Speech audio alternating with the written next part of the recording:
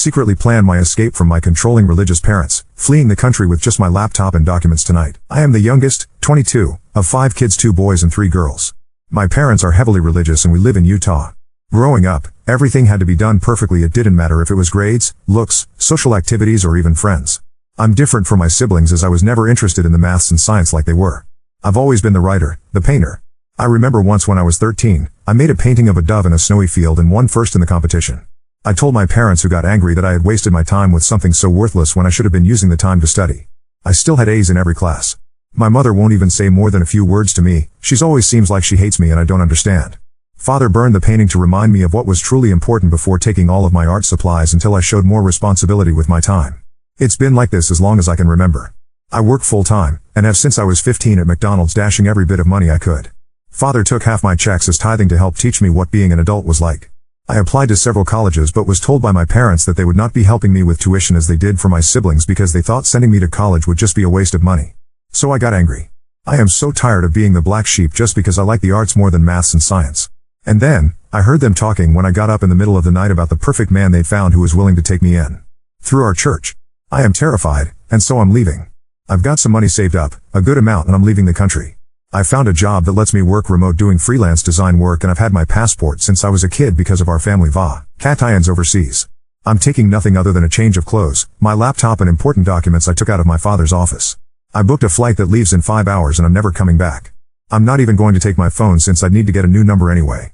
My best friend, God bless her, had been the one booking things and getting everything ready since I couldn't tip off my parents. She's also smuggled some of my more important things I can't take to hold on to for me. She's parking down the street and I'll leave with my smallest suitcase to meet her.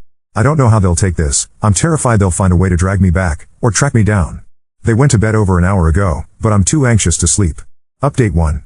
So, I was advised to remove the location destination from my post, so all I will say is that I'm in South Africa right now and it's amazing. The food is astonishing, and a poster here messaged me to recommend that I try bunny chow, which is actual authentic curry in a bread bowl. It was phenomenal. I got to chatting with one of the hotel staff. She's about my age and we really hit it off. She went with me to a local shopping center to get some new and better clothes. At least I'm used to wearing dresses, so that doesn't faze me, and they're very lightweight and breathable unlike a lot of US dress fabrics. She also told me to always shake out my shoes every morning just in case. I've started apartment hunting, and it's well within my budget, like super low compared to how sky high it is in the US. It's honestly jaw-dropping. Like $81 for a studio apartment with a loft and kitchenette. So yeah, housing won't be an issue, and it is a bit odd to be house shopping for myself when I've always lived with my parents. Now on to the less pleasant bits. I finally opened the emails, deciding it was best to probably get it over with. My father's email was filled with anger. There is no other way to put it. He said that by taking off irresponsibly like I did cost them the friendship of someone they'd planned on introducing to me. He never admitted that it was the 53-year-old they'd basically sold me to. Father stated that because of the social relations that had been damaged and impacted by my actions, I owe them approximately $85,000 in reparations. He also claims that he will be taking me to court if I don't pay it in full within 30 days and return home, as I obviously cannot be trusted. I plan to ignore that as I believe him to be bluffing. He ended his email/rant with "You belong to me, and I won't tolerate such defiance when we've put a roof over your head and taken care of you for your entire life. You were never the child we expected. It's time you make up for your deficiencies. I expect you home within the next 2 weeks." Yeah. No. My siblings were basically copies of my father's email, admonishing me for throwing the efforts of our parents in their faces before running off like a coward unwilling to face the fallout of my actions. I skimmed them honestly, before just deleting them. It's nothing I didn't expect. However, my sister-in-law, she's married to my eldest brother, sent her own email before asking me not to reply as she would be deleting every sign she sent it from her end. She congratulated me on stepping out on my own and getting away from my parents and their demands. She said that she herself hadn't been strong-willed enough to stand up to her parents when they basically betrothed her to my brother. Which makes sense, as I remember that they met and then married within 6 months, and even then I thought that was a bit strange. She pleaded with me not to return, and not to reply. That was it. It was a bit unnerving honestly, as I do believe her, and I'm sad that she is stuck the way she is. The last email was from my best friend. She said that the morning after I flew out, my parents had been on their doorstep demanding to see me. Apparently they believe that I was hiding with her. They refused to leave, screaming for me to stop pretending I wasn't there. It caused enough of a scene that the police were called, but they only talked to my parents briefly and let them leave. It really angered my friend, who'd wanted them arrested for threats and trespassing. The police only claimed that there wasn't a pattern of behavior that would warrant them being arrested and charged. Before just leaving. She didn't know when they realized I wasn't there at her house, but they didn't come back, thankfully. However, word has spread of me fleeing the safety of my parents' home and how they wanted me to return as they were concerned and fearful of what may happen with me out on the streets alone. The church ward has actually done searches of the area trying to find me. I don't know what they'll do from here, but they have no idea I left the country, let alone the state. My friend has no plans to say anything, and neither do I. As far as I'm concerned right now, they can live with that state of wondering for the rest of eternity. I don't think I will renounce my US citizenship, as there may come a day when I need it and it's better to be safe than sorry. But I have full plans to gain dual citizenship as soon as I'm able to. Update 2. I thought with all the comments and questions I thought I'd answer here and explain what's happened since my last post. Ironically, my use of maths instead of just math comes from my mother who is British and met my father in England when they were 22. So I do come by it naturally and my siblings say it that way as well. I thank you for drawing my attention to the TT videos broadcasting my story, though why they changed the name I don't know. I did report them but we'll have to see if they ever pull the videos down or at least edit them. Second is people questioning why I chose South Africa and Johannesburg of all places because of how dangerous it can be. I do understand the risks, but there is nowhere on this planet that is inherently danger-free. Africa is massive and incredibly diverse, finding someone would be very difficult and because those videos got so much attention I have left Johannesburg sadly. I'm very far though obviously still in Africa. The area I'm in now is incredibly safe, and came highly recommended by several people. Settling here will be very comfortable and the people are wonderful. I may even attend the university here and get a degree. I haven't replied to the emails, but I have saved them and printed copies and laminating them just in case. I will not be renouncing my US citizenship, and my passport is good for another 8 years. I don't hate religion, regardless of what it is. In my eyes, a person's relationship with God is incredibly personal. If a person connects with him via camping, or walks, long drives listening to music, acts of service, that's their choice and it's just as valid in my opinion as sitting in a pew is. Possibly more as they're honest with themselves instead of just putting on a false facade for the public eye. I plan on ignoring any further emails from my family, other than printing them out just in case. They've made several phone calls to my friend who's had fun with them. The first time your father called yelling that I hand you over I pretended to be cowed and gave him your location. It took him to a strip club. He came back screaming at how I had embarrassed him. I just hung up on him honestly. She did that each time they called, giving a different location each time. Her favorite was sending my parents to a nudist retreat. My mother passed out apparently. My friend is looking to move and eventually plans to join me but will jump around a bit so that they don't follow her to me.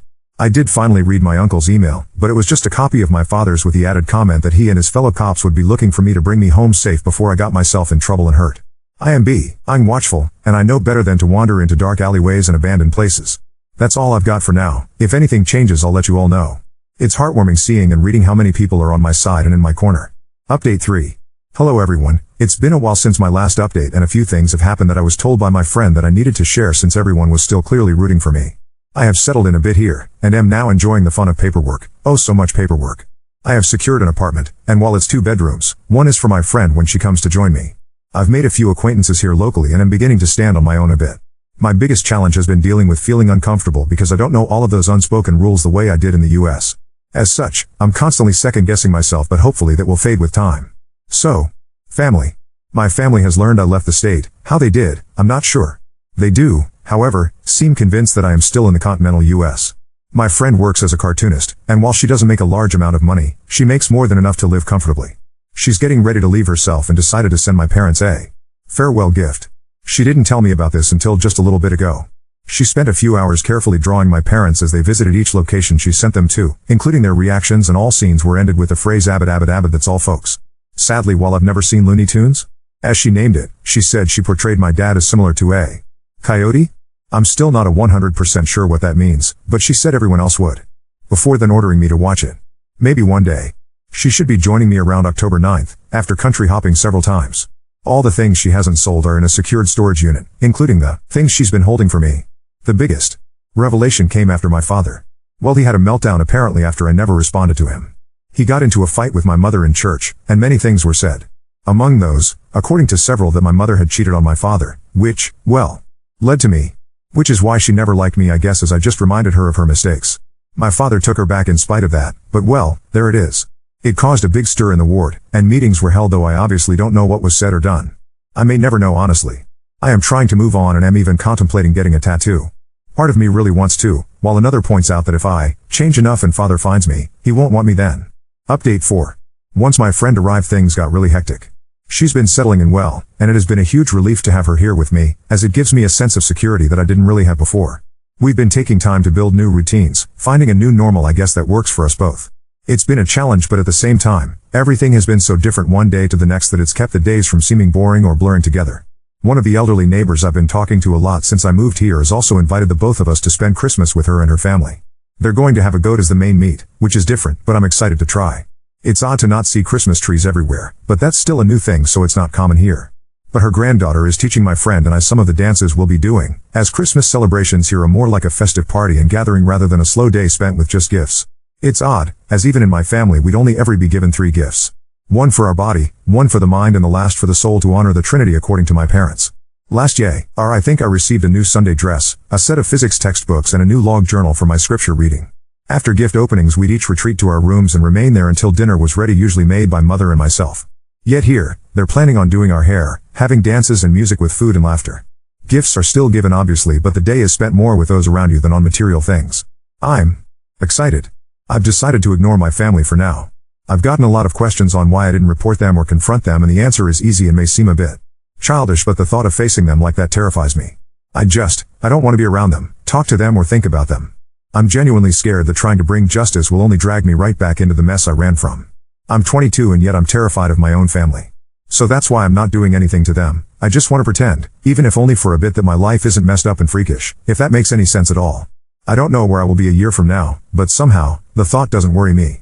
I'm happy, genuinely happy, and excited to see where things will go from here. Thank you everyone. Really, I mean it. Looking back, it's mind-blowing how things have changed, and there is still so much I get to do. I know there are people here from all over the world. I'd love to hear your holiday traditions. I don't care if it's not Christmas, I just love to hear what you do this time of year and your traditions. I'm trying to figure out my new normal, and what I like, so I'd love any suggestions, be it food, music, dances, anything really. Now on to second story. Found out my colleague spreads lies about me and sits naked on my chair when I work from home, planning to catch him with a hidden camera.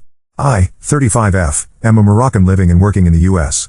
I work for a big corporation with worldwide locations. When I started working there was a colleague of mine, M37, who always made jokes about being in love with me, etc. I knew these weren't just jokes but his way of telling me he was interested. I don't shit where I eat, so I just ignored it. He then started calling me as Ahmed. I always corrected him and told him to call me by my name. I told him if he wouldn't stop I would call him Banana Nose. Listen, I don't know why I said that because his nose is normal, it's just something that came to my mind. He laughed it off but never called me that again. Since 2 months we have a new colleague, M36. I was working from home the first 2 days he started. When I met him he was very distant. Acted as if he doesn't like me. Don't get me wrong, I'm a very nice person, so for me this was weird, but I respected him and his space, so I didn't make an effort to see what was going on. Last week I discovered he made a huge mistake. I can't go into details about what because you would guess the corporation, but it was a big one. Even though he acted like a jerk to me, I didn't want him to get into trouble, so I stayed in the office with him until past midnight to solve the issue. And I never reported it. But then, when I got up to leave he asked me to wait because he wanted to talk to me. He asked me why I hated him so much. My flabber was gasted. I asked him what he meant because in my opinion he was the ass. He started telling me that the first day he got here he was mentored by Banana Nose. And Banana Nose told him, watch out for her because she is Muslim and has told everyone over and over again that gay people should be banned.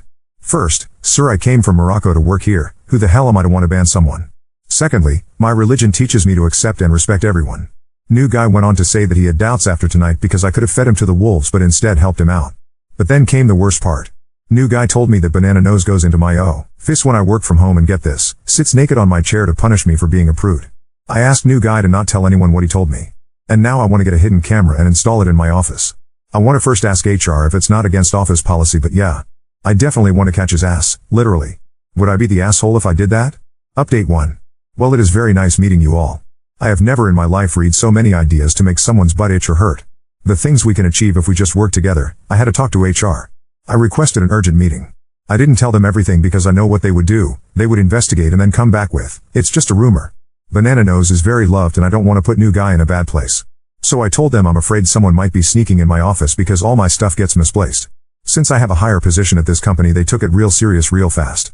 So my dear comfies. Camera is in its place. And I will be working from home the next couple of days. Update 2. Before I get to the update I would like to explain where my office is and how Banana Nose was able to do what he did. My office is at the end of the hall.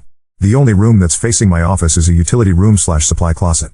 We all have offices on the same floor. And with we I mean the members of our team. I know it might seem naive of me but I never questioned new guy. I've never told him anything about how Banana Nose treats me and how he calls me a prude. So for him to make that leap seemed excessive. Now for the update. Today was my first day working from home since the cameras were placed. After working for a few hours I got a call from HR to come to work. My heart was beating so fast and I literally can't remember how I got there. The nerves were eating at me. I got to the HR department which is 1 floor above us and I noticed everyone staring at me. The head of the department was sitting in a room with a couple of other people. They started talking. I couldn't listen. Things like, we as a company blah blah blah. I stopped them and said I couldn't bear listening to a TED talk and I wanted to know what was going on. Last night when I already went home and the camera was installed for maybe an hour, Banana Nose entered my office. HR asked me if I wanted to see the video or if I just want them to explain what happened. As if it's a nature documentary. I told them I definitely wanted to see the video. I will first start by saying what I saw objectively. Banana Nose entered my office and the door behind him was still open. He looked over his shoulder and it looked like he was talking to someone while taking his pants off. Then, it happened. He sat on my chair butt-ass naked. He took some candy from my desk and started dancing on my chair, rubbing his butt in my chair's DNA. I got sick to my stomach. He then took my pens one by one and licked them. It looked like he was still talking. There was no sound. So I wasn't sure. Then the worst thing happened. 2 years ago I lost my 7-year-old niece to cancer. On my desk is a picture of her and I the last time we got to hug. So you can clearly see it's not only a child but a sick one. This evil man rubbed his penis all over my picture frame and laughed so hard. He took out his phone, made a call and then left. I started crying like a baby. I feel violated. I feel used. I feel unsafe. HR guy was talking but I didn't hear anything. I saw myself in the reflection of the window and I stopped. Wiped away my tears and asked what the next steps are. HR said Banana Nose was asked to come in later and they would fire him on the spot. It seemed to me like they thought that was enough for me. I told them firing him is step one. I wanted to know who he was talking to and demanded to see the security tapes for the hallway. You can't see into my office on these tapes but I know for a fact you can see who is standing in the hall.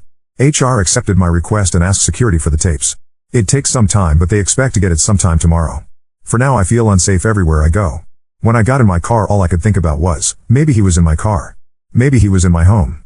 I know that sounds crazy but, I feel crazy. Update 3. I don't know where to start. Forgive my brain giving up on me. It has been a lot. I have viewed the tapes and what I saw was, I don't know. It was clear he was talking to someone. I too thought it could be New Guy. But it wasn't. New Guy was seen on tape at the beginning of the hall turning his back and leaving. Banana Nose was giving a show in my office for 4 of my coworkers. 1 male 2 female. 2 of them I trained. All 3 of them I helped when they made many mistakes. They stood by the door while he danced and filmed him. One of the females started to fist pump. It was disgusting. Before going to HR to view the tape, I did my research. I read in my contract that when there is a conflict of serious nature that can't be solved that it needs to be taken to the board for review and judgment. I knew that if I asked for them all to be fired that it wouldn't be a problem. Because like I said, many mistakes. So I came up with a different idea. I asked for a compensation from the firm and all parties involved of $1 million per person. I know, ridiculous. Ridiculous enough to get me in front of the board. To get Theme in front of the board. And I can't wait to show these tapes in front of 11 rich old men and 1 female. Who all have a lot of influence in our field of business. But most of all I can't wait to look them in the eye and ask them why. I know their answer wouldn't change anything but it would give away who they truly are. Banana Nose isn't fired yet. When I got home after our meeting, HR guy told me they want to wait until they have the full story so nothing was unanswered. After today I asked them not to fire him because the board meeting would be useless. And if he quits he will lose all his benefits. So this way, he has little choice but to show up to the meeting where I will do my dance. I don't know if I'll stay at this company even though I love to work here. Because I can't believe that there is any way where it would be possible for New Guy to know this info and all my other colleagues not. Yesterday I drove to New Guy's house. I told him I never mentioned his name. I want him to have peace and not be afraid that other people will act out against him as some sort of vengeance. His secret is safe with me. Some people ask me what I would do if someone read this from work. Let me say it like this. I work with a bunch of nerds. Not the good kind that's on Reddit. But the bad kind that thinks TMZ is what keeps you up to date. They use words like, whatever, I bet you can picture them now.